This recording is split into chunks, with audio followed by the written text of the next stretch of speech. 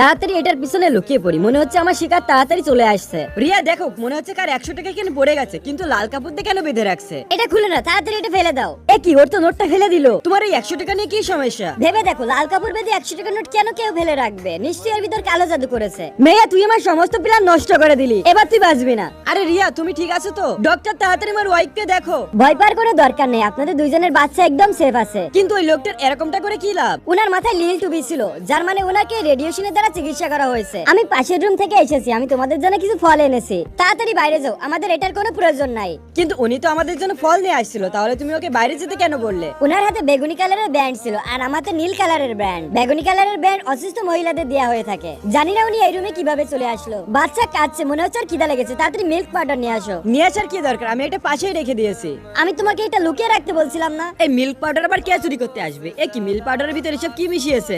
এই জন্যই আমি তোমাকে লুকিয়ে রাখতে বলছিলাম, কেউ এটার ভিতর কিছু মিশিয়ে দিয়েছে।